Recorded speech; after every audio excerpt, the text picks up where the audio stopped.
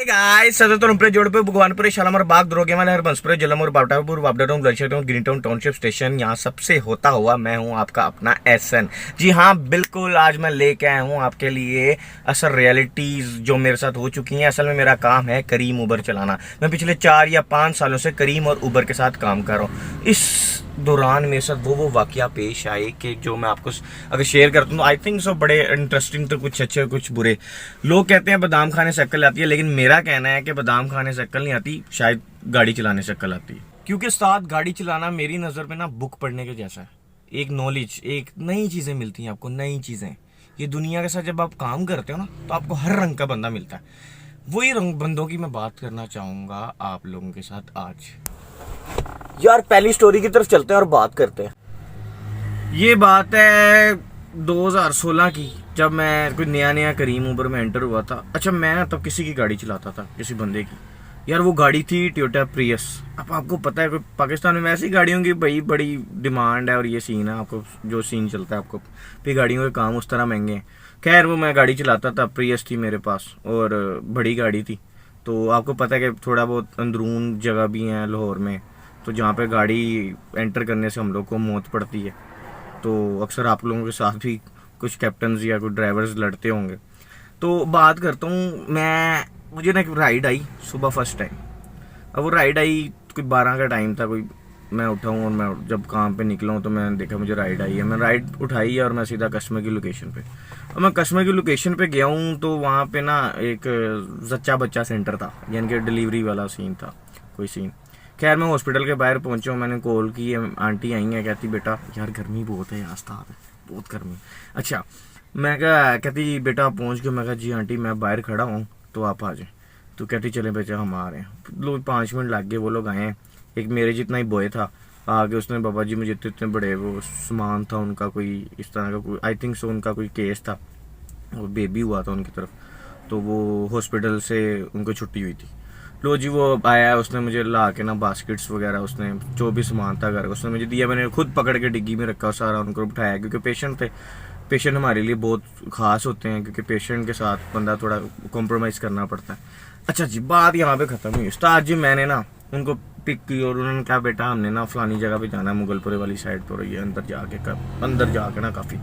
अब हम लोगों को गलियों का पता है कि कौन सी गलियां किस तरह की और कहाँ पे गाड़ी जा सकती कहाँ पे नहीं। मैंने उनको ना राइड स्टार्ट करने से पहले ही कह दिया, मैं कहा मैडम आपकी मेहरबानी वहाँ पे गाड़ी नहीं जा सकती जहाँ पे आप कह रही हैं। तो मेरी गाड़ी बड़ी है तो काइंडली आप ज़्यादा स्ट्रीट्स में ना एंटर करवाइएगा। मैं क्योंकि आपका सीन इस तरह कि मैं आपको वहाँ पे जाकर उतार नहीं सकता क्योंकि आपका ऑपरेट हुआ हुआ है, तो इस नॉट अ गुड कहेंगे। मैंने उनको कैल बिठाया, कहती नहीं बेटा टेंशन नहीं लेनी, मैं आपकी गाड़ी हमारी गाड़ी है, आप चले। मैं कहा आंटी भाई कॉम्प्रोमाइज कर रही है, आंटी को बिठाया है, लो जी राइट स्टार्ट मारी है सीधा लोकेशन की तरफ। लो जी सर जी मैं लोकेशन पे पहुंचने वाला था मेन से, जब मैं अंदर एंटर हुआ गलियों की तरफ, वही हमें मौत पड़ने लगी अपनी वाली कि गाड़ी गली तंग से तंग, मोटरवे से ऐसे ऐसे ऐसे ऐसे अंदरून बनता जा रहा है जिंदगी। लो जी गाड़ी मैंने घुसा दी। यार मेरे साथ पेशेंट था, मैं क्या करता, मैं चुप करके जाता रहा। लो जी मैंने 1-2 दफ़ा आंटी से पूछा, मैं कहा आंटी आप तो कह रही थी कि गलियां तो बहुत खुली हैं, तो काइंडली कहती बेटा कोई नहीं, कोई मसला नहीं, चल जाएगी गाड़ी। मैंने चुप करके चला गया क्योंकि जाना बनता था, पेशेंट थे। आज मैं डेड एंड पे पहुंच गया। यार यकीन करो कि एंड पे जाकर उन्होंने हद कर दी। हद क्या कर रहे हैं वो लोग कि मैं उनके जब स्ट्रीट में पहुंचा हूँ तो उनके स्ट्रीट से ना कोई थोड़ा सा ना एक दूसरी स्ट्रीट थी जहाँ पे उनका घर था। वो स्ट्रीट तो बिल्कुल ही एंड थी, मेरे सामने उधर से रिक्शा बाहर निकल रहा है और वो अड़ता आ रहा है। मैं आंटी मुझे कह रही बेटा उधर तार दो, कुछ चंद कदम पे उनका घर था। मैं कहा आंटी मेरी बात सुने, इतना सा ये डिस्टेंस है, इतना तो आप हॉस्पिटल से भी अंदर चल के आएंगे, इतना सा आप अंदर, मैं आपका सामान पकड़ लेता हूँ, आज मैं आपकी हेल्प करवाता हूँ, आपको घर तक छोड़ देता हूँ डोर तक, गाड़ी नहीं एंटर होगी। कहती नहीं बेटा आपने एंटर करो, क्यों नहीं होगी, ये है वो है। मानी ना, बहुत बहस करने लगी ना मेरे साथ आंटी। मैं क्या यार औरतों से आपको पता है कौन बहस पे जीतता है। लो जी मैंने ना गाड़ी बैक की और मैं सोचा क्योंकि बैक जो गाड़ी फिट होती है ना हर जगह, पार्किंग में भी कभी गाड़ी बैक लगाओ ना तो जो गाड़ी बैक से ज़्यादा फिट ये लगती है ना वो फ्रंट से भी नहीं चलती क्योंकि बैक से A to Z आपको नज़र आ रहा होता है साइड वाले मिरर्स में। लो जी मैंने गाड़ी बैक करके गली में एंटर करने की कोशिश की है, लेकिन वो साइड पे बनी थी और उसने मेरी ना थोड़ी सी गाड़ी साइड से ना इनके छील दी।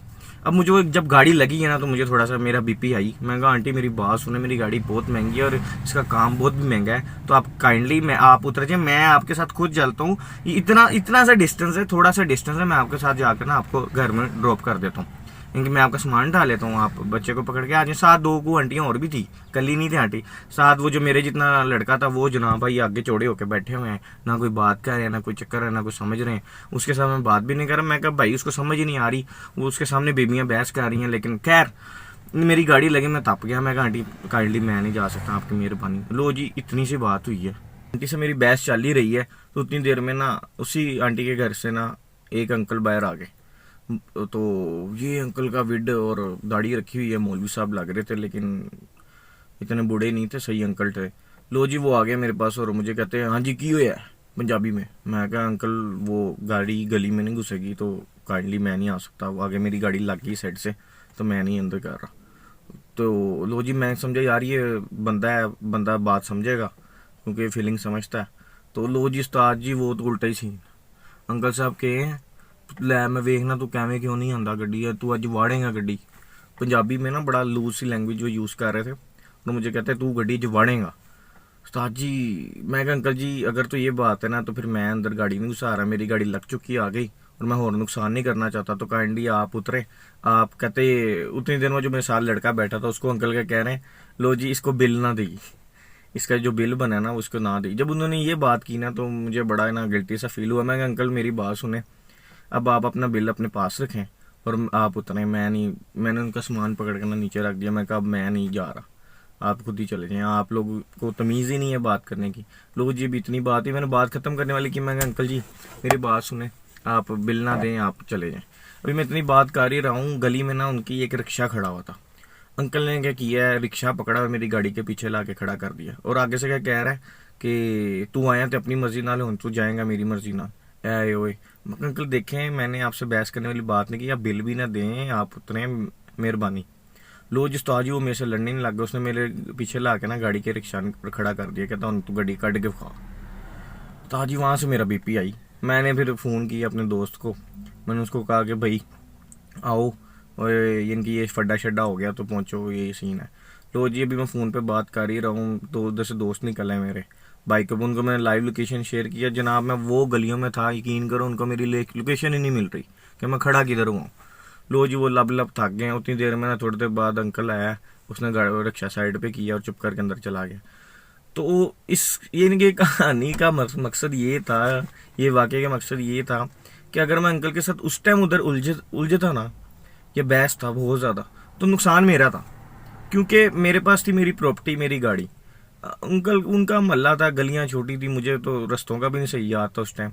अंकल ने एक ईंट मारते ना मेरी गाड़ी पर स्क्रीन टूट जानी थी और मेरा बेड़ा गर्क हो जाना, तो अंकल ने गायब हो जाना था।